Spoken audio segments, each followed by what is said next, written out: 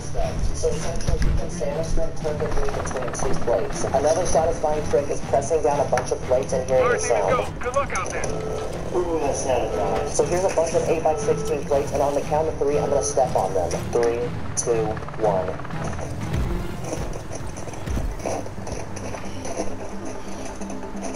Quick push-ups. This thing is like solid plastic. It's so dense.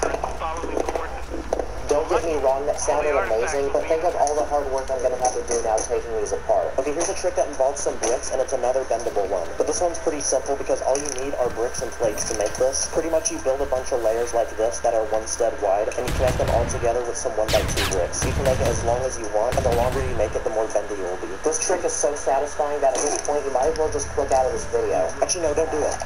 Okay, now time for a quick little speed run. Here's 10 quick and easy Lego tricks that require under 10 pieces. Here's a simple trick where you can take a 1x3 arch and put a small 1x1 slope underneath it. There's absolutely no gap between the two and they fit perfectly snug. You can also take 4 of these eyelet bricks and connect them all together into a square. From here you can build on 4 different sides. Next you can take a bunch of these flat studs and put them inside a large brick. If the brick is transparent, it looks extra cool. Maybe you can use this as like a modern decoration in the house, or it just looks like a small aquarium. You can also make simple columns using 4 tiles that are 1 stud in width and squeezing them into the inner edges of a 2x2 plate. From there you can add 1 more 2x2 plate on the other end to hold it all together. This next trick requires only 2 parts, some sort of plate that's 3x3 or larger and a cylinder brick with these jagged edges. If you're a normal compliant citizen, you'll likely get the 2 together like this, but what if I told you there's a more savage way to connect them? All you gotta do is angle the cylinder brick 45 degrees, push it down, then boom. It can go between the studs on a plate. This next trick is really random but pretty poggers. If you take 2 eyelet bricks, put them together and add a plate, you'll have something that is perfectly 1 brick thick. On top of that, you're able to build on 2 different sides. This next trick is totally illegal. If you take 2 of these modified bricks, you can face them in opposite directions with a 1x2 tile. Maybe you can use it to make a bench for anything. Keep in mind though, you'll likely ruin your tile doing this. Please like the video because I'm risking myself going to jail just to make entertaining content for you guys. Here's another random trick where you can sandwich 2 arches between a cylinder brick using some of these modified plates. It's perfectly flush and there's no gap. You can possibly use this to make some cool flooring design for a house. You can also take a Technic plate and put the flower pieces in between the studs into the holes and they don't fall out. I also wanted to somehow find a way to use a hot dog,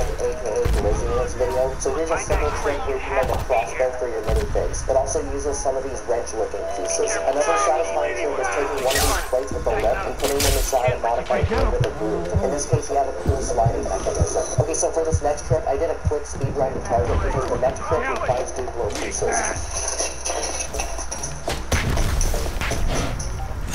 This summer, Disney Plus brings the unbelievable entertainment at an unbelievable price. I owe you one. Unbelievable entertainment at an unbelievable price. This summer on Disney Plus. Vodafone is now the UK's biggest provider of full fibre broadband. And now, when you switch to Vodafone broadband, you can get a free full fibre upgrade. What's the noise trying to be? Yep, that's right. You can legit connect a regular brick on top of a Duplo brick. The Lego company purposefully wanted them to be compatible, and I never thought I'd be buying a Duplo set at the age of 19. And I'm not really sure what to do with these pieces now either. Another satisfying trick is taking 4 2x2 plates, connecting them together, then adding a 2x2 tile on top. In this case, you have a perfect cube that no matter what direction you face it in, it still fits inside a 2x2 stud space perfectly. If you have some of these small 1x1 slopes, you can do some really cool artwork with them. It's extremely tedious, but if you're patient enough, you can loosely place them down to design some cool patterns. Just keep in mind that it's super fragile, so if you tilt it the wrong way, you can like lose all your progress. Okay, so now it was time to go onto Instagram and ask what you thought were some satisfying Lego tricks, and we had some good answers.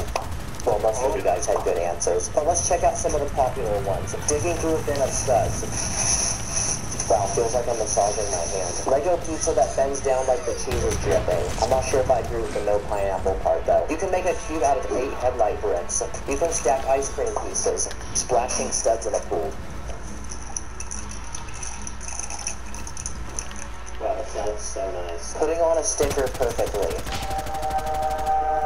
Making color gradients is also really satisfying. There's also these really cool stop motions I've seen of people cutting food, and it just turns into Lego. From the Lego Minecraft sets, there's apparently these magma cubes that split into layers, and they're apparently super satisfying. I don't actually own one of these, so I followed some instructions online and built one myself.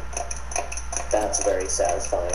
Someone mentioned an infinity cube. Here's one I built that uses some hinges, plates, and tiles. Pretty much how an infinity cube works, it's like a little fidget toy. You keep rotating these pieces, and it just goes on forever and ever.